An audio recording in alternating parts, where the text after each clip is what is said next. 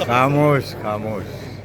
मजदूर दिवस की जय महाराष्ट्र की हार्दिक बधाई देते हुए सबसे पहले मैं सिंटा के इस कार्यक्रम में पूनम ढिल्लों जी बहुत अच्छी अदाकारा भी हैं, बहुत अच्छी पर्सनैलिटी शख्सियत भी हैं, बहुत इंटेलिजेंट हैं, बहुत पढ़ी लिखी हैं, बहुत ही मैच्योर हैं।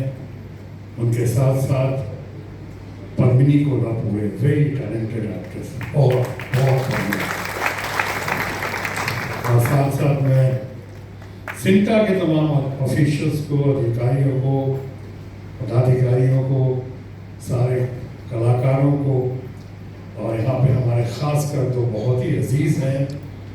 एक तो राकेश बेदी हमारे जूनियर भी थे FTII में, बहुत अच्छे कलाकार।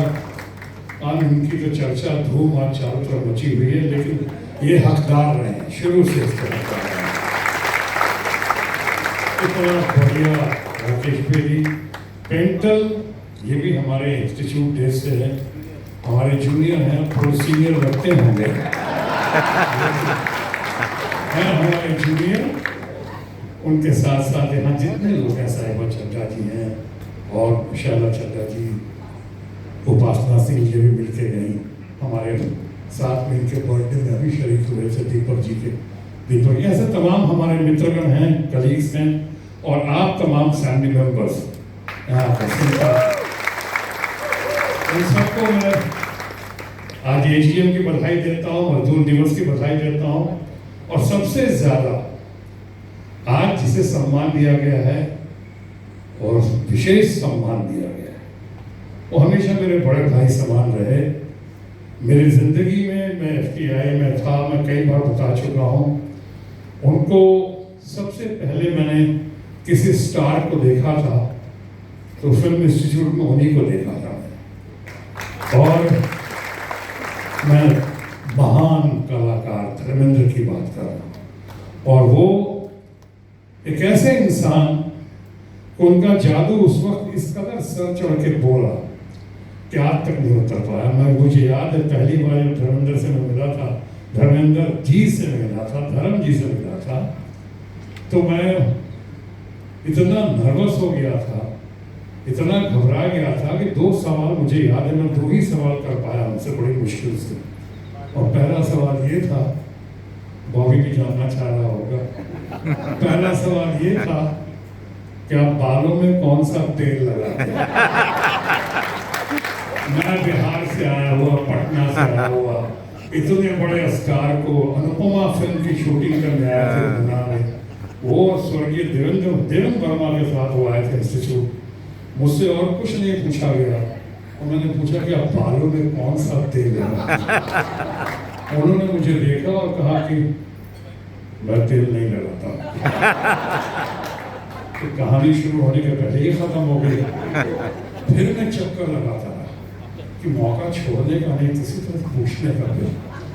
और मैं मौके पर गिरा जब दूसरा सवाल उनसे पूछा कि आप मुंबई में संडे को रेस कोर्स में घोड़ा खेलने जाते हैं, घोड़ों में दाव लगाते हैं? अब की तो सबसे कम सबसे छोटा जवाब दिया होगा। उन्होंने कहा नहीं। और मैं डर के ऐसा दुबका, ही मैन धर्मेंद्र। उसके बाद कुछ इत्तेफाक, कुछ मेरा स्ट्रगल, कुछ प्रभु के सी कंपा, कुछ अल्लाह ताला का फजल, कुछ वाहिगुरु का आशीर्वाद, उनके साथ बहुत कंधे से कंधे मिलाकर चलने का मौका मिला। बहुत सारी फिल्में साथ में थी और मैं तब भी उनको कहता था कि धर्म जी, मुझे यकीन नहीं आ रहा है कि मैं आपके बगल में बैठा हूँ और आपके साथ काम कर रहा हूँ। इस तरह से मुझे उस समय में यकीन नहीं आता था। और आज धर्म जी को, जिन्होंने मुझे इतना प्यार दिया, इंडस्ट्री को इतना प्यार दिया, इंडस्ट्री के वक्त इतना प्यार दिया कि आज हम जैसे कलाकारों की तमाम कोशिशों के बावजूद मेरी ख्वाहिश भी थी कि ऐसे जाने शॉटगन कहा, लोगों ने क्या क्या नहीं कहा, मुझे मेरी बड़ी ख्वाहिश थी कि पीपल्स एक्टर के रूप में जाना जाऊं, जनता का कलाकार बनकर हूं, नहीं बन सका। एक बना धर्मेंद्र, ऐसा इंसान जिसके अंदर सादगी भी थी, खूबी भी थी, जो सिंपल भी था, बहुत जोश और खरोश के साथ कह सकता हूँ कि बहुत उसके अंदर एक जबरदस्त मात्रा भी था। एक ऐसा कुकर की ठान ली उन्होंने, और यहाँ उन्हें भी क्या करने सुनना पड़ा स्ट्रगल डेज में कि जब उन्हें कहा गया सिलेक्शन हुआ फिल्म फेयर टैलेंट कॉन्टेस्ट में, और जब आया तो किसी बड़े निर्माता निर्देशक ने उनसे कहा कि हमें फुटबॉलर की ज़रूरत नहीं है, ये धर्म जी का खुद का बताया हुआ कि फुटबॉलर की ज़रूरत नहीं है, मुझे तो हीरो चाहिए, हीरो। बाद में ये अलग बात है, उसी प्रोड्यूसर डायरेक्टर के साथ कितनी बार धर्म जी को उनको आना पड़ा, धर्म जी ने उनके साथ काम किया, लेकिन कभी उन्होंने इस बात का एहसास नहीं दिया। तो अपनी राह चलते गए, लोगों को इंस्पायर करते गए। उनको मैं कहता हूँ, सिर्फ मेरे लिए ही नहीं बल्कि मैं कहूँगा बहुत सारे न्यू कमर्स के लिए प्रेरणा स्रोत रहे, एकदम सोर्स ऑफ इंस्पिरेशन। जितना मोटिवेट किया उन्होंने, जितना आगे बढ़ाया उन्होंने लोगों को, मैं समझता हूँ भूतो न भविष्य, उन धर्मेंद्र को हुआ है, मैं आगे को होगा। और आज उन्हीं धर्म जी को, वो भी मजदूर दिवस थे, जो जनता के कलाकार थे, जो मजदूरों के कलाकार थे, जो किसानों के हीरो थे, वर्कर्स के हीरो थे, सबके हीरो थे, कॉमन पीपल के हीरो थे। हालांकि अलग बात है कि एक बार उनको दुनिया के 10 सबसे खूबसूरत नौजवानों में से एक माना गया था। आज उनको सम्मान देना पड़ा, मेरा सम्मान देने के लिए मैं आया हूँ वहाँ से, खासकर इसी कार्यक्रम में। इसलिए नहीं कि सो मैं कोई बहुत गजब का काम कर रहा हूँ, मैं इसलिए आया हूँ कि मैं छोटे भाई की हैसियत से, और वो भी उनका सम्मान, द वर्दी सन बॉबी देओल, जिसने क्या नहीं करके दिखाया।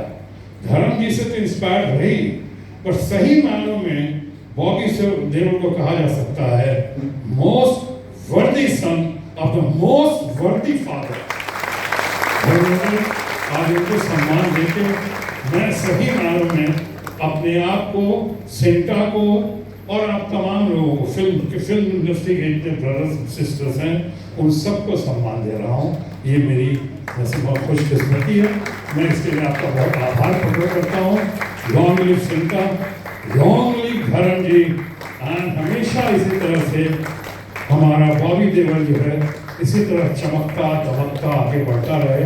यही कामना, शुभकामना, मनोकामना, प्रार्थना के साथ मैं पुनः राकेश बेदी जी, पेंटर जी, साहिबा चड्डा जी, हमारे दीपक जी, और साथ में पूनम ढिल्लो हैं ही, और हमारी पद्मिनी कोल्हापुरे और उनकी तमाम फैमिली जो यहाँ खड़ी है, बैठी है, उन तमाम को मैं पुनः बधाई देता हूँ। धन्यवाद।